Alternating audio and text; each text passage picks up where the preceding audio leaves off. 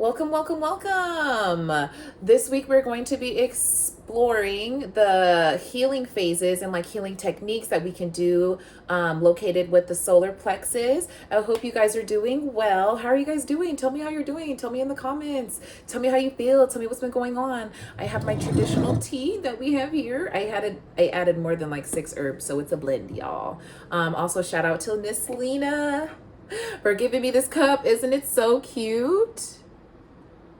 It says, let it be, let it be. Look, I should be in a play or whatever. Anyways, if you guys don't know who I am, I'm Coco, spiritual coach, life coach, just someone here to give you the facts, you know what I'm saying, and help you out in this thing called life.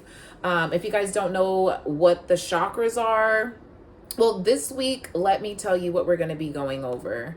So this week, we're going to, again, talking about emotional healing with the solar plexus, understanding the connection between the emotions and the solar plexus, exploring emotional blockages and traumas that affect our solar plexus, techniques for releasing and healing, journaling exercises, and creative practices to stimulate the solar plexus chakra energy. So if you guys don't know what the chakra system is, the chakra system and the significance of the solar plexus is super important because the solar plexus has everything to do, again, with like the light that we feel inside our body, things that make us passionate. Just like it draws us to like a lot of things. It's really the magnetic pull of getting a lot of the things that we want and desire in life. So yeah, I was trying to go back to, let me see. Okay, so if you guys don't know what the chakra system is an ancient concept that describes the interconnected energy centers in our body. Yeah. And I was like, sorry, you guys, I know that I'm prepared, but like, I have to go through different slides on here. So please, I'm sorry, it's not seamless this week. And so the solar plexus, understanding the chakra system. Okay, so the solar plexus is located in the upper abdomen and associated with personal power, confidence, and self-esteem. It plays a vital role in our sense of identity and empowerment. So a lot of the times when we have like an identity crisis, usually we're not doing things that make us feel desirable and make us feel pleasurable. And that also has to do with like the sacral chakra, which was before this, but we're talking about the solar plexus. So understanding the connection between the emotions and the solar plexus chakra. The solar plexus chakra is closely linked to our emotions. Exploring this connection involves understanding and how emotions impact the energy flow in the solar plexus and how imbalances in the chakra can be affected by our emotional well-being. So let's talk about it. So, you guys are always emotional. Me too. I know. Join the club. And once you start understanding your emotions and understanding why you feel a certain way, I feel what's really important to bring up this week is that a lot of people talk about how they feel, but it's not really how you feel. So let's say that you're in a relationship and your partner usually takes out the trash all the time, or let's do something even simpler. Before they leave, they give you like a kiss on the cheek, a kiss on your forehead, but one day they were just running late and then you're just like, oh my God, you left, and they left without doing that. And it's like, oh my God, you left without even engaging with me, and you're probably like, oh, well, I'm pissed off or I'm sad that they didn't do that. And it's not the necessarily emotion of you feeling sad. It's you feel left out. You thought that this person forgot about you. It's a sense of being left out. And so I think once you start identifying what you're truly feeling, you'll start unpacking and unraveling a bunch of emotions that you didn't even know were there. And so I also think another thing is when we're working with our emotions, and obviously there's a scale, right? Usually we're calm all the way to completely like aroused. And what I mean by aroused is like we're on 10, we're on 20, we're on 30, we about to, okay, you know what I'm saying? You're about to get crunk, you feel me? And so what happens a lot of the time is I feel as people, we get into this mode and we get into this space where things are going really well. Maybe you get a new job and you're starting to like it. Then you're starting to see some similarities at your last job that you didn't like. You might start having more conversations with your coworkers and eventually finding out that you guys don't initially connect on the level that you wanted to. So you have like all these high hopes and expectations for this change in your life, right? And then what happens after that is usually there's like stagnancy and then a plummet. Then you just go down. Then you feel like, okay, like, well, why am I even here? I'm waking up every day. I'm not seeing the results. This is supposed to be change in my life. And I think you guys have to really take a step back sometimes. And when you're over analyzing yourself and when you're in the moment of analyzing yourself or in the moment of feeling your emotions, you have to slow things down. Just because things sometimes change externally doesn't always mean that you're going to get like that instant gratification eternally. Excuse me, we're gonna do some of this. Okay, I did a good blend this time. I think I did a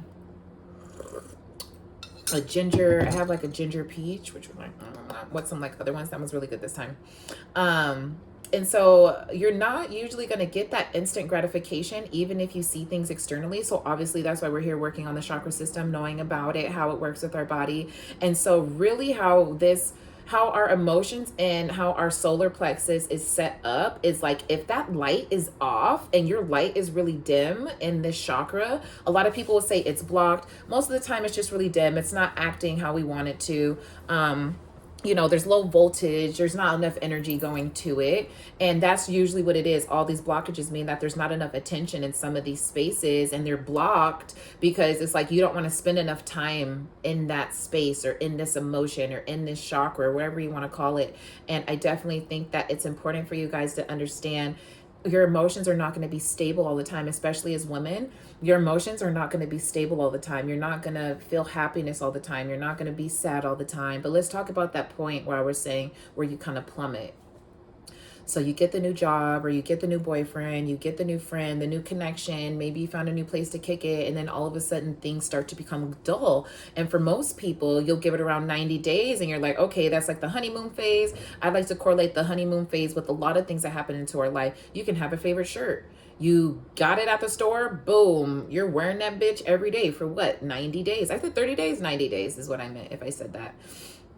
And once that like 90 days hits, it's kind of like, oh, dang, like, well, what do? I need another boost. So when you start to get to that place where things are changing in your life and you're looking for external gratification, or you're looking for external validation when it comes to what's supposed to be happening inside, if you're a materialistic person, most likely some of these will kind of like itch that scratch.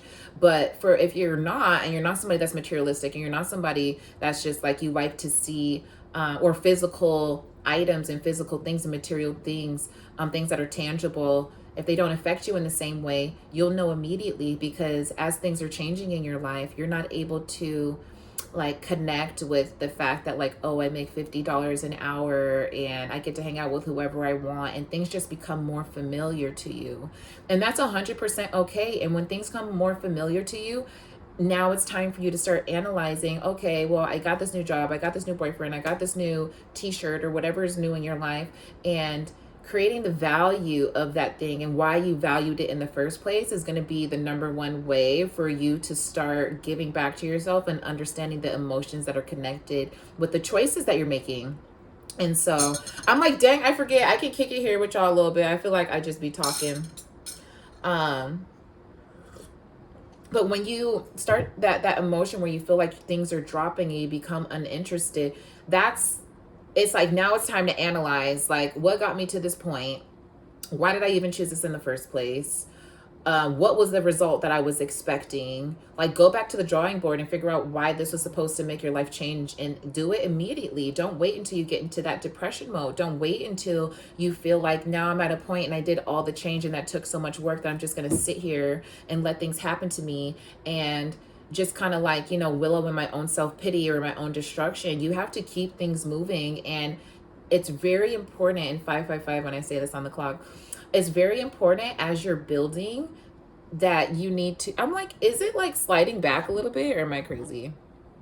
I think it's very important as you're building to know that there needs to be small breaks. That's why they give us those little 15-minute breaks, because we would lose our mind. And a lot of you guys are just going, going, going, going, going, going, going, going, going, going, going, going, going, going, going, going, going, going, going. You guys are going. I'm telling you, you're on the train, you're on the 90, you're on that motherfucking stallion, and you're on that bitch, and you're bang, and you're going, okay? You're going. We see that you're going, okay? But where are you going? Are you leaving everybody behind? Are you leaving the baggage behind? Are you taking the baggage with you? Are you analyzing? Are you looking at the map every 5 seconds? You know what I'm saying? So it's like, where exactly are you going? A lot of you guys are moving in life without any direction. Like, and when I say direction is associated with, there's a destination. Like, the direction that you're going is towards the destination. If you don't have a destination, you're just going, you're just wasting gas, you're wasting energy, you're wasting time. And I don't want some of you to get discouraged when I say that you're wasting time on things. What I brought to fruition, what I want for my life, and to give you an example, I told someone that I wanted to run 5 different companies. I wanted to take over like the major selling, I wanted to take over like the major selling like hair products, skin product. I had to make lip gloss from scratch and sell it, try to sell it to my friends and put it on my social media. Had all these ideas for beautiful skincare, and I tried it and I tried to make it work. Eventually I didn't have the money, so I needed to go back to the drawing board, but I didn't stop. After that, I got back. I went back and did some more lip glosses. Those lip glosses didn't turn out well, but I already wanted to have an establishment for myself. And you guys have to really, if you watch my other videos, we talked about magnetism and how if you want something and bigger it is, the longer it's going to take to come to you. So the goals that I had for myself were really large. The goals that I had for myself, I'm talking about taking out companies who've been here for like over 100 years and just taking over their business and doing it in the right way and building a different community and building an academy. And I'm not able to do that if I don't have people helping me. I'm not able to do that if I don't even know what it takes from the ground up. So some of you guys are asking for things like, I want a sustainable family. I want a healthy relationship. I want to make $150,000 a year. I want to have a surplus of $350,000 to $1 million. Like all these things that you want. Imagine the work that you're putting in right now at the job that you have for 40 hours a week and what they give you and what they think they give you. And then just being hasty here, not saying quit your job, but on the day that you have off, go and check and start, do your own business on the side. Just go outside and just go sell lemonade and see that what you have set up is more comfortable for you, but what you're passionate about is going to keep you there longer. This is a hard topic to talk about because I feel like a lot of people don't even know what their passions are, what they're passionate about, and things that they like. I do have some like work templates that you guys can work through just to kind of get like on a better mental space, how to know if you're on the right way. You guys can book a tarot card reading. You can do one of my self-care workshops. You can do one of my 30-day challenges. And that's just going to get you in the right direction. The first step is always self-care and self-love. There's no way that you're going to be able to drive a broke down Honda across the world. I'm sorry. I hate to say it. It'll get you there, but you're not going to ride in comfort. You're not going to be riding comfortably. So yeah, getting in touch with your emotions and knowing that sometimes if you don't know where you're going and you don't have a destination, you might be going in the wrong direction. Like if you're just making choices because this is who you are and you're a good person, that's great. But what is that going to get you at the end of the day? Like what is your goal at the end of the day? And a lot of you guys are, me too. I don't share my goals and things with people that I don't trust. And it's not because I don't think that they will take my idea. Sometimes people think that I dream too big. They're like, there's no way that you can do that. Listen, I'm going to put a B instead of calling them what I want to. But it's kind of like people will hate on you and just send you negative energy. So I really don't have time for that. But for a lot of you, some of you guys need to get your goals and ambitions out, because if you don't, they're just going to be in your mind. And the longer you think about something, the more you're not doing it. I'm going to just be honest with you. If you're thinking about it for 12 years, you haven't been doing it for 12 years. If you've been thinking about it for 3-4 days, you haven't been doing it for 3 or 4 days. And that's just the reality. That's just like something that I want to bring to your attention. If you watch my videos and you know who I am as a person, I'm a very like, let's go out and go do it and go with the flow type of person. But I'm also somebody that needs structure. Like if I'm asking who's going, I'm not asking who's going, You know what I'm saying? To be like, oh yeah, this party's about to be popping. I'm asking who's going to see what type of vibes are going to be there, to see if, you know, like, is there a DJ there? Is there this there? Is there this there? If there's no security, there's no people put into place or things where I need to be, I feel unsafe and I'm not going. Okay. So have a destination. Let's talk about exploring emotional blockages and traumas that affect the solar plexus chakra. Emotional baggages, or I said emotional baggages. I don't speak another language, so I don't know why. Emotional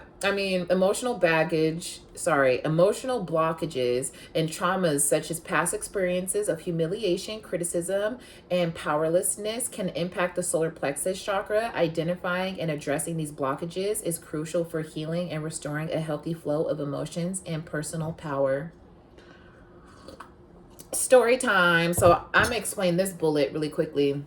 I think I explained it in one of my like other videos where I was just like how to get over depression. Let's move that all right to the side. There we go. Okay. I hope you guys are having a good day. I'm always having a good day and a stressful day at the same time, so I can't really say which is which. I just know that sometimes I'm having a good day even if it's a stress day. So anyways, back to story time. I went to this school called African American Academy that was based in Seattle, Washington. I went there from K through 8. The school moved. It was in this really suburb, white predominant area, and we moved to the hood, to the city, to the south end. Okay, whatever. I stayed in upper middle class. My parents was like, let's move to Greenwood. Let's move to da-da-da. And I stayed there for like a little bit. And then I moved again too, anyways. So I went to this school. It was an all-black school, mind you. The name is African American Academy. These kids were unhinged. I'd never seen anything like this before in my life. There was this one girl who bullied me. It started real young in kindergarten. It started in preschool, but we won't start there. So this girl, I'm going to say her name, Rihanna. I don't care. I don't feel like I'm bashing her or anything. This is like for education purposes only. And this is my life. So it's a real fact that happened about me that I'm able to share.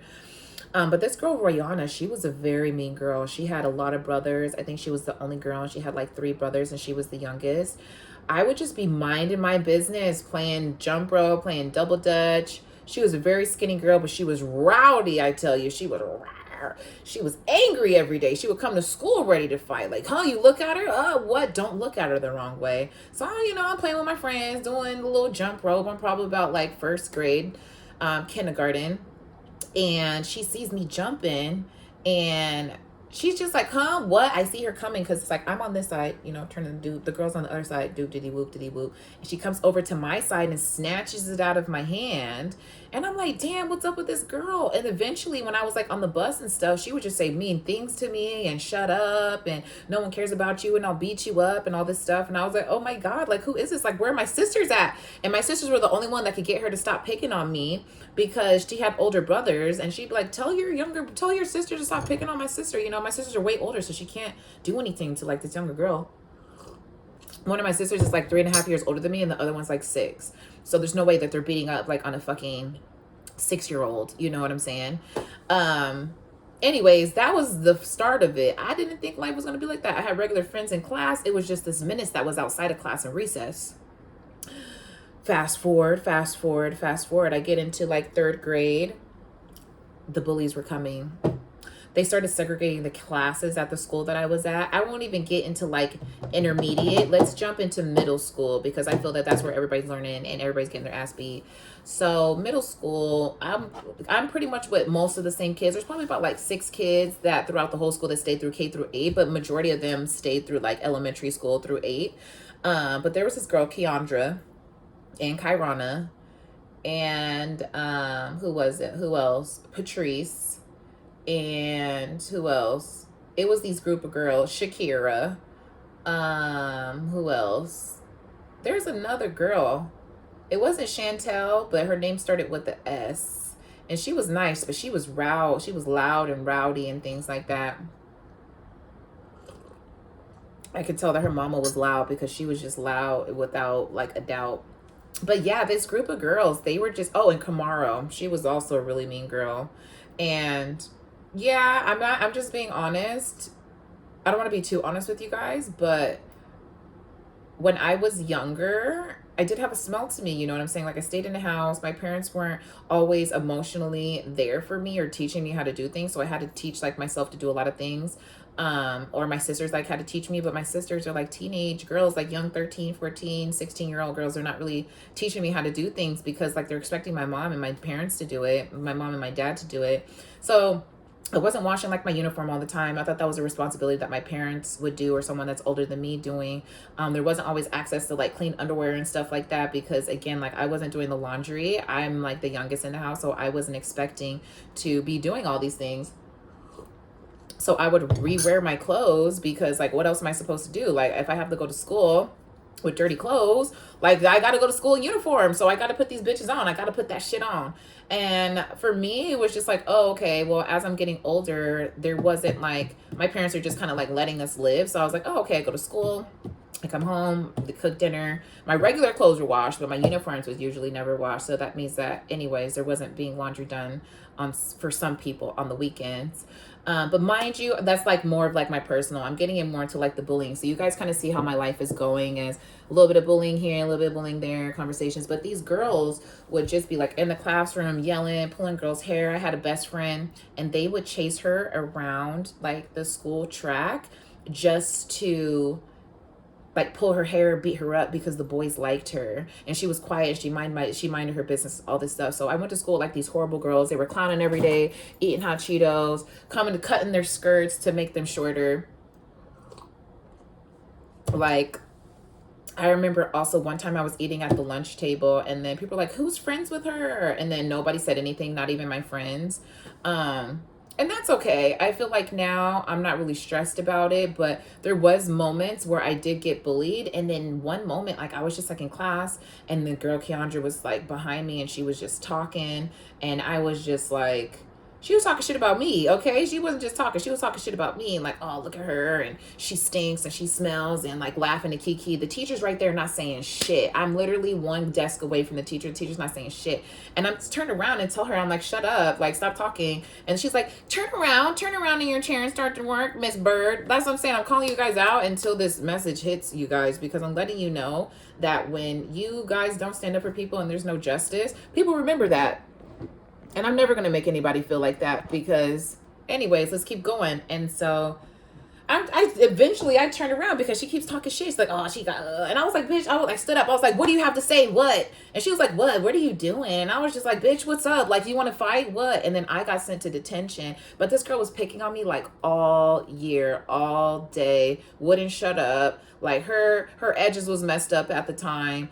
You know what I'm saying? Edges came all the way to the eyebrows. Like, who cares what was happening? I was a tall woman and people just hated on that. And I get it. Like, I'm not everybody's cup of tea. I wasn't wearing hair like this. My mom put my hair in braids. Eventually I had to do my hair myself. And from that day forward, when I stood up to her,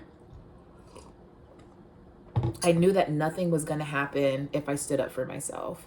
People just pick on you because they want to. And how this correlates with this point here is, for a long time, once I got older, because I got bullied and I didn't think I was like good enough, it for me it felt like it took me too long to stand up for myself. Me standing up for myself at 13, 14, getting ready to go into high school, and like 14, 15 in high school, like as a freshman, it really puts like this idea in your head that you aren't good enough and you only can stand up to certain people. So I was choosing dating the wrong people. I was choosing having the wrong friends. I was choosing just fitting in where I wanted to. And I hung out with older people because I played sports. So I was good at sports. So I hung out with older kids on like with them because like I was good enough to play like on older teams. And once I started like, I was like, okay, well, I'm growing up at like a fast rate. Like I was just kind of getting myself into situations where there's a point when you're younger and you get bullied and you have to stand up for yourself, and that creates trauma. And then once you hit high school, it's like everything's kind of sexual there. And then you get put into this space where you feel, again, you're not good enough. You're not being chosen by like the best guy that everybody wants. And you have to be super promiscuous. And then when the guy does choose you, he only wants one thing from you. And just living these different versions, and also being like a young adult and having to deal, because once you get out of high school, it's also a different ball game, because then it's college, and then college is just high school times 10, more sexual, more sports, more hanging around people that you don't like, more fake friends. And going through that, not having the confidence and not showing me, and people telling me and showing me what I'm able and capable of getting by myself, and having the self-confidence and control of my emotions, I was doing things that blocked my heart chakra, blocked my solar plexus. I would drink all the time. None of this stuff. I was doing things that were all low vibrational. I was doing things that made me feel like I was accepted, but I was only there. Like no one was paying attention to me. And that's how I know that I was in the wrong places. Like I would talk and people would talk over me. I would try to like mention something and say like a joke or something like that, and no one would laugh or say anything, but someone says the exact same thing and then it's funny. So I was just hanging around the wrong people. I was dating the wrong people, having sex with the wrong people, calling the wrong people my friend, wrong place, wrong time, trying to fit in. And all of this stemmed from me not being taught how to deal with my emotions correctly and how to stand up for myself correctly. So all these traumas of like humiliation, criticism, powerlessness, a lot of people can not correlate, but can relate to powerlessness when they've been into situations where maybe you've been abused, sexually abused, verbally abused, emotionally abused, and someone takes like your control away. Doesn't give the person the right, doesn't give you the right to give up on yourself either. But I think it just goes to show that once you start realizing, like, as I got older, I was like, okay, I'm not that person. People say that I'm intimidating because I'm a tall Black woman that has more symmetrical features. They actually like what I look like, but I'm intimidating because I'm tall. I'm intimidating because I'm Black. I'm intimidating because I'm something that they've never seen before. I'm intimidating because I'm confident. And they use all of these things against you when you're a Black person and person of color. And I'm not trying to turn this into a race war, but it's true. People love like copying off of Black women and like living off of our pain and then like benefiting from it, and then looking back at us and then wanting us to be so welcoming. Like, no, you don't get to sit here in my face and laugh and say nigga and say your life has been so hard, because the people that I compare my lives to that say that they have a hard life sometimes and they're not my skin color, yeah. Unless you can go into a store, like most people, Black people, you go into a store, they're immediately judging you, thinking that you're going to steal or you don't have enough money to be in that place. It doesn't matter what type of store you're in. I could be in the Dollar Tree and people still think I'm going to be stealing from the Dollar Tree. Okay? Just because of the color of my skin. So I think a lot of these emotional blockages and traumas, you'll start to recognize them by thinking that you're not good enough, by thinking that you don't belong here, that thinking that, you know, you should have to humble yourself, by thinking that you don't have the energy to do something. And a lot of the times these are situations and conversations that we've had with people and made up conversations in our head that we think that we should have with people that we're not having. And I hate to say it, but it stems trauma. It means that sometimes you don't want to take the risk on yourself. Sometimes you don't want to start over. Sometimes you don't want to necessarily go for the partner that you want to be with. I feel like if you want to be with someone and that's the person that you want to try to be with them. If they say no, what are they going to do? What else is going to happen? What are you going to do?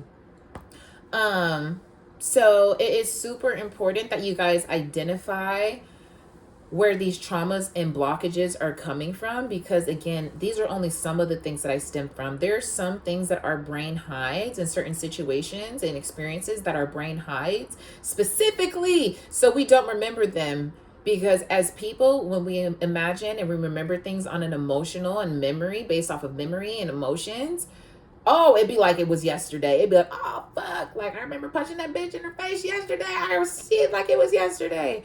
And that's not always good when it comes to trauma, okay? You don't want to be experiencing the same trauma over and over and over and over again.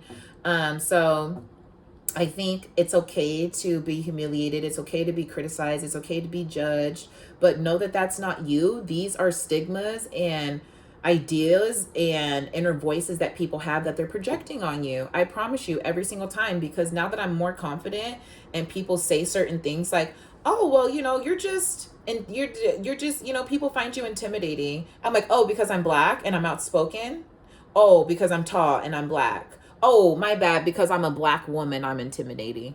I don't get it.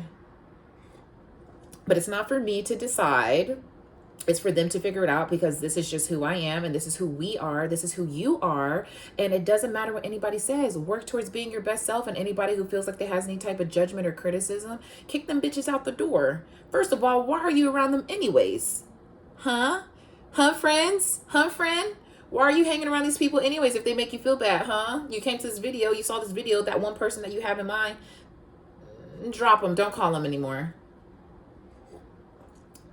I'm all saying this to y'all. I only talked to like 3 people. Like, I literally had an issue earlier, had some good news, and I was like, who do I call? Who's somebody that's actually gonna care? And like, not in that level, but like, I wanted to talk. Yeah, we have our people that we go to. So stop hanging around so many people. Stop thinking that everybody has your back. And here's a good test that you can do too.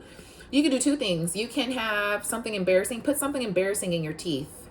Just like put a piece of pepper, put a piece of avocado, just shove it in there. My teeth they're sparkling. Okay, put a piece of pepper, put a piece of in your teeth. Go around the person who you think that is your friend, or someone who you think is a fucking op. Sorry, let me quit with the cussing, but this video ain't for kids anyways. We already do that. And see if they say anything. If they don't say anything, they're an op. Just be like, oh, you saw this in my teeth. And then just be like, oh, you saw this in my teeth and you didn't say anything. And make sure that you're smiling like, oh, let's take a picture, cheese, or get all the pearly whites in there. Another thing is put something embarrassing on your butt. I'm not gonna lie, I stopped hanging out with people. I stopped hanging out with these girls because they said that they didn't see the tag on my shorts. But they're like, oh, we weren't looking at your butt. But I was like, you guys just made a comment about my butt being fat and I have a little booty. But don't worry, because I'm getting thick now. My 30s body, that bitch is hitting. I don't care what nobody says. 20, your body's tight and it's nice and it can handle like a bunch of shit, like, you know, like a rubber band ball. But 30, I'm a delicate piece of fruit, baby. You want to touch me lightly, baby. It's going to melt in your hands, honey. Why am I like this? I'm just saying I love myself. I'm nice. I'm smooth. I'm buttery. I'm luscious. I'm supple. You feel me? Anyways, but yeah, another thing is I stopped hanging out with them because I had a tag literally right in the seam. Like, think of a pair of jean pants or jean shorts. Right in the seam where the ass crack is, there was a tag there that was white sticking out, literally. To put the shorts on, they said that they didn't see it. Oh, I didn't see it. I literally have no clothes on. The tag is bigger than almost the shorts, so they had to see it. Even if they didn't see it, I just didn't like the energy from that they expelled. It just gave like, oh, I don't got to worry about you anyways. I don't care. I just stopped hanging out with them. I try to give them other chances. I tried being nice. I tried putting myself out there. But it's one of those things when people already have a hidden agenda, or they have low self-esteem and they don't understand where you get your confidence from. They're not going to try to figure out where you get it from. They're just going to assume things about you, like, oh, well, they have insecurities and that's why they like are so boastful, or they have X, Y, and you know, so they come up with assumptions. Who cares about what they're going through? But I just want to let you know, I'm giving you another example of how you can spot out if people are your friends or not. Sorry, we're going to be moving this back. My case is on there, so don't worry about it. Let's talk about, I was like, how many? We only went through 2. Okay, techniques for releasing and healing emotional wounds related to the solar plexus. Various techniques such as inner child work, therapy, energy healing, or emotional release practices can assist in releasing and healing emotional wounds associated with the solar plexus chakra.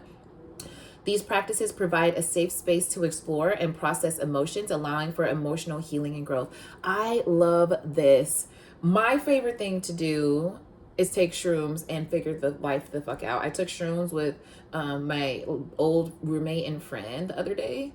I was crying at like 3 o'clock in the morning, and I was like, oh my God, like everything that I'm going through, and it matters, but it doesn't. It's just like, why do I feel so deeply? And I have to go through things so other people can experience it. It was just a time, okay? And I'm about to do them again. I'm gonna do them again really soon. Another thing that you can do is, so let's start with the first one, inner child work. Do some journaling for inner child work. Do some meditation. Talk to your inner child during meditation.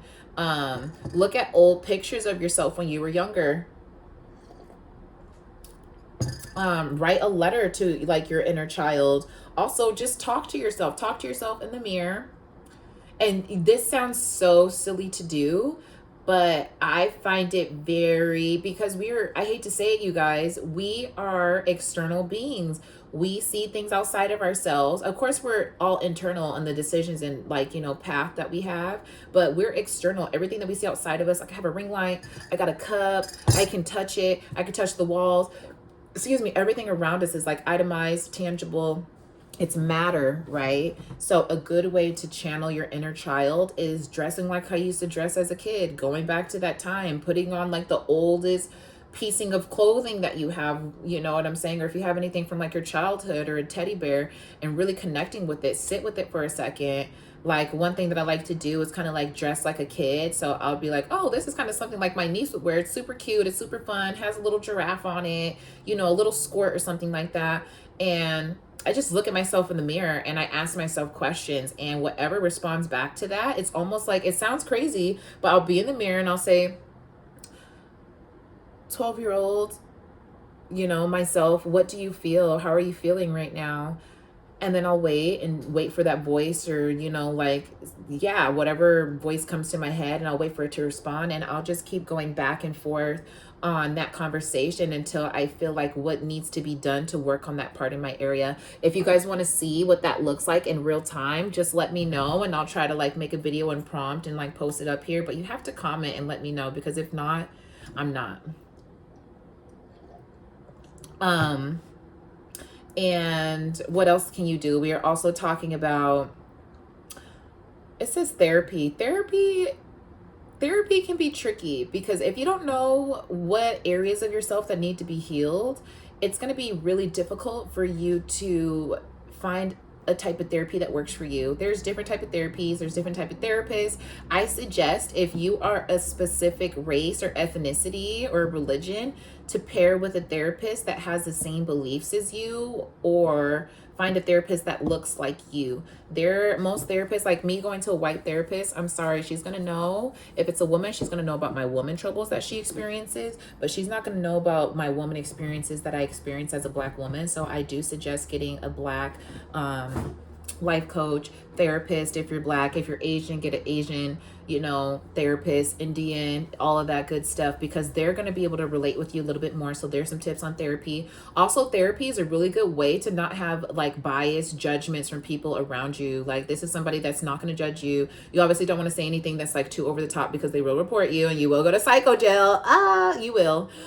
And I really feel like you guys have to do a little bit of research, like figure out what you're feeling. And that's why I said, this is why we're doing these videos, so you can start understanding what you're feeling, what you're going through, where you're at on your journey, things that need to be healed, identifying them and what they look like, because you're going to find the right therapist once you like dial down. The type of therapist that I use is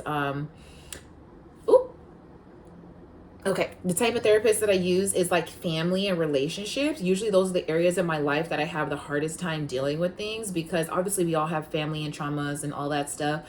But I also have relationship issues when it comes to like my interconnectedness with my friends and my lovers, just because sometimes I am kind of self-evolved, because there's trauma that I have from people not protecting me when I was younger. So I always feel like my back's against the wall. Like, bitch, I'll leave right now if I need to. Like, I'll have to boss up on a motherfucker. And I don't need to.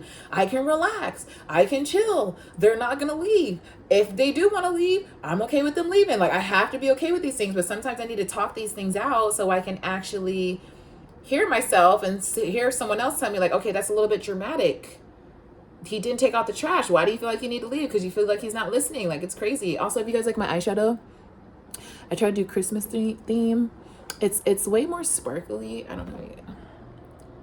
I was like, okay, it's way more sparkly and more pigmented in person than it is on camera, but it's really giving right now, so I really like that. Sorry, I'm having, again, I told you, silly goofy mood. I'm in a super weird good mood day. But I will say, yeah, find the right therapist. Just don't think that any therapist is going to fix your problems. Don't think they're just going to therapy is going to be your problem, Also, don't lie in therapy, because your problems aren't going to be fixed, and you're just wasting money, and you're wasting the person's getting paid. You're wasting your money and your energy by pretending in therapy. And when you pretend, you're getting further away from you actually learning anything. Most of the people that pretend and they lie in conversations, they think that they're getting a substantial amount of information for whatever use that they wanted. And in reality, you're just trying to gain information to use as ammo, or to prepare yourself so you can store it and use it at a different time. And by the time that you use that information, it's going to be like expired. Like, you're going to be like, oh, okay, that's something that they said 3 years ago and I can't even use it now. So like, what's the point of that? Other people use it different ways, but you get what I'm saying. Next, let's talk about energy healing. So I think what helps me a lot too is doing like touch therapy, like having someone touch you, doing lymphatic drainages, doing massages, doing sound therapy with like singing bowls, also doing pressure point acupuncture, because we have a large organ in our body called fascia, and it collects the memory, the storage. When it's like the tissue that holds the memory when we do things. And so if you're someone that's always sad or depressed, you're going to feel it. The fascia, like it feels that, and it stores like certain cells. That's why a lot of the time when people are stressed, like they can feel it in their shoulders. I'm like, shoulders. I look like a llama when I said that. I said shoulders. A lot of the times, yeah. So like our body knows when we're stressed. A lot of the time when you're stressed, it's in your face as well. You start getting lines. You start getting like, if you're always like this all the time, you get like those 11 o'clock lines. Always like frown lines as well. Like people that are always going like this, like you see that. Like I try not to do that at all. I try to just relax my face. But your body does have a memory, and when you're sad and when you're depressed, or you're going through a lot of chaotic times or emotional stress, you are kind of storing it in your body in certain areas. That's why a lot of the times people like to hunch over. They don't like sit up straight with their back out. You have to kind of feel good to kind of like be in this energy and being like this upright, assertive energy, or this pose. And yeah, next we're going to talk about the next one, because there's different ways of energy healing. So if you guys want to know any of these, maybe because we're talking about a lot of these in like the same chakras, I'll do videos, not specifically based, but I'll be like, here are some yoga poses that you can do for like each of the chakras. And then I'll do a yoga video. And then I'll say like, these are some like journaling, like, prompts that you can do for, all of the chakras. I know you guys like that. Me too. What else are we doing? Or emotional release practices. I like that too. So one emotional release practice that I like to do is going out in the middle of nowhere, screaming, and I go, ah, and I scream at all four corners of like, the earth. So north, south, east, west, and just, ah, and you just get it out. You can also like write how you feel like on a plate, and everybody, whoever did you wrong, and then do some plate smashing. You can also, a lot of people, they like tie notes and stuff and like balloons in the air. I don't like that because it's not really good for the environment. You can also, what's another one? Where are we at right now? Okay, emotional release practices.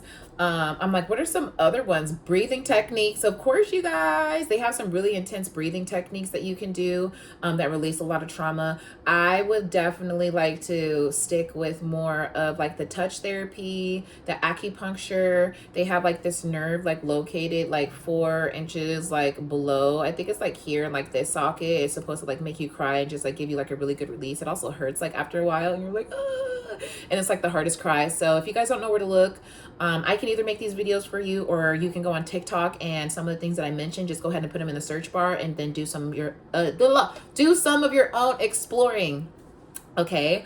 What else? I also feel journaling is wonderful. I think a lot of people, you guys don't understand the power of scripture. I was gonna grab my Bible. I won't.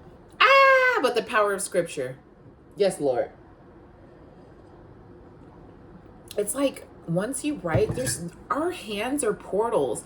These little finger digits are the only things that identify us from the next person. Literally, someone can copy you, but they can't copy your fingertips. You know what I'm saying? Like, they could do everything, but they got to also get your fingerprints for you to have like an imprint. You know what I'm saying? That's our blueprint. Our DNA is our fingertips. And so we have energy portals in our hands and our feet, just like we have our chakra system that's moving throughout our body. And I think it's very important for you guys to be gentle with yourselves, be gentle with your hands, be gentle with your body, take care of yourself, take care of your hands. Make sure to get massages. Your hands do so much for you. They help you write, they help you eat, they help you open things. You shake hands with people, you give massages to people. Like, you're picking up things, you're putting things down, you're making food, you're kneading things, you're knitting. There's so many things that you're doing with your hands that why would not these would be prime. If anyone, you chop off your hands, that's a prime like part of your body that you might need to manifest all the dreams that you want. So take care of your body. I would also say with a lot of these techniques, you could do them in the shower as well. So if you're doing any visualization techniques in the shower is really good. Before you go to bed is really good. Before you wake up, if you're not able to take the time out of the day to do so. We're getting around the 45-minute mark. So we're going to do these last two prompts. Journaling exercises for self-reflection and emotional healing. Journaling can be powerful. Let me start over. Journaling can be a powerful tool for self-reflection and emotional healing. Through journaling exercises focused on the solar plexus chakra, individuals can explore their emotions, identify limiting beliefs, and cultivate self-empowerment. I'm just going to let you guys know right now, if you haven't journaled before and you haven't done it in a long time, you're going to be one or two things. Either you're going to be going and going and going and going and going and page after page, or you're going to be like writing a little bit and then not know what else to write. Our teachers were kind of preparing us for this, and they're just like, write a journal prompt or whatever you want today. I would love those days. I was like, I'm about to write me a story. I think that you guys need to really focus on, when you're journaling, focus on whatever comes to your mind of writing it down on the paper. Like, I had the worst day today and I don't really care about eating. The next time someone talks to me about eating, I want to punch them in the face. Write all of your thoughts down and you'll start to unravel these parts of you that you didn't even know that still existed inside of you. There's parts of us that you thought that one time you went to the club and you regretted it, that might come out in a journaling prompt, that you thought that was never going to come back. And you think about those times and you reflect and you're just like, all right, I got all these emotions out. Like, I went through an emotional process of writing all this stuff down. Do I feel any different? You're going to feel different. You're going to feel lighter. You're going to feel happier. You're going to feel like someone actually heard you. And the person that's listening is you. The person that's listening is who you're writing these messages to. And I really think that you guys need to understand that when you make choices for yourself every day, people are going to judge you. People are going to be like, this person's crazy, they do this, they do that. But you find your group and you find people that are going to rock with you, and you find people that are just going to be here for the ride and just listen. And it's way more like reprimandable, it's way more rewarding when you can just be yourself, do your thing, and then everyone just comes on board and you create a space where everyone can just be themselves. Like, I'm here to have you guys feel heard. Okay, cheers, team. So yeah, I think there again, I'll give you some examples of how you can journal with your sacral chakra. So we'll do one now. If you wanted to talk about in your journaling the things that make you happy, let's talk about the chakra, what the solar plexus is correlated with. We were talking about this last time. Okay, chakra affirmations. So the sacral chakra, the solar plexus is correlated with I do. So those are great affirmations that you can use. Like, I do love myself. I do give myself love. I do care about others. I do deserve great things to come to me.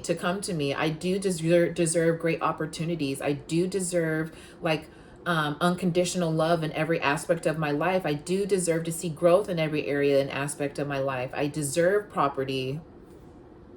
Me too. Hey, that was for one of y'all. I deserve property. I won't get into that, but a good journaling prompt is, again, writing a letter to your inner child,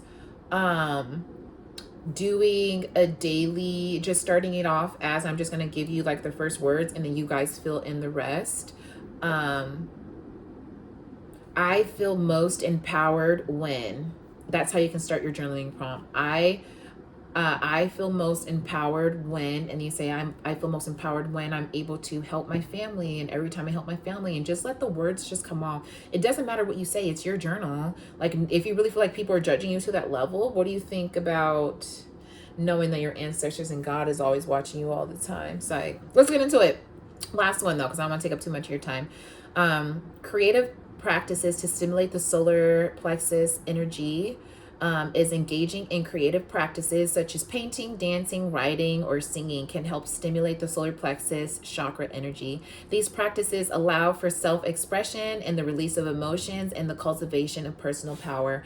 From this, and just kind of talking about the sacral chakra, it's good to say, and I think I'm proud and sure to say that the solar plexus has a lot to do with releasing energy. I think that this is not the chakra that stores any energy. Like, I feel like the root chakra would store energy because you need roots and foundation. I feel that the sacral chakra has to do a lot with harboring like that energy. I feel the solar plexus has a lot to do with expelling a lot of that energy, getting it out, making you feel like it's almost like a starting over. Like, this energy should always feel like a brand new start. This energy should always feel like a sigh of relief. This energy should always feel like a deep breath. You know what I'm saying? And I think that the reason why I say this is because a lot of what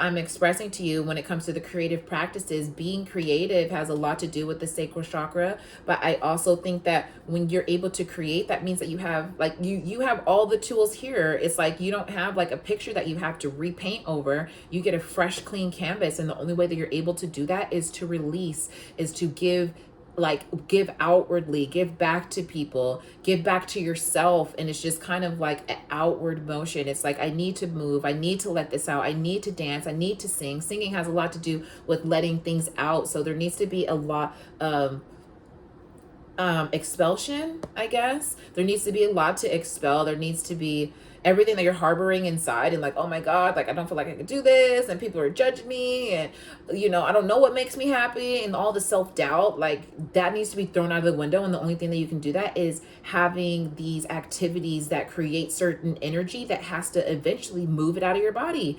Once you do these energies and these practices, and that energy starts to like rev up, like up your spine and up in your stomach and like all that area, like it's about to expel. You know what I'm saying? Whether you cry in happiness or you laugh, something needs to be expelled. And yeah, that's what I wanted to tell you about like the solar plexus. You guys can do different type of self-expressions, whether that's like interpretive dance, whether that's coming up with your own dance moves, whether that's creating your own music, anything that gets you in a creative space and gets you in a space where you can actually do things on your own time, with your own tools, with your own words, with your own leadership. That's going to be the solar plexus, and that's what's going to help you achieve the things that you want to, feel happier, feel lighter, and yeah, just be more carefree. So I hope you guys like this video.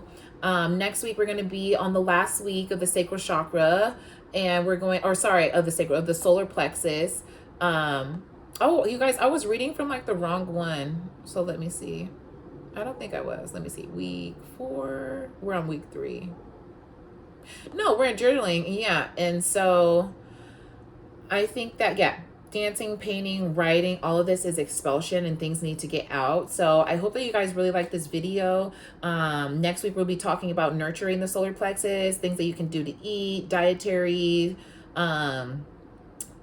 self-confidence, self-esteem. I do have like little activities that you guys can do, but again, I'm just here to share the information with you, making sure that everyone's on board, making sure that you guys have the tools to succeed.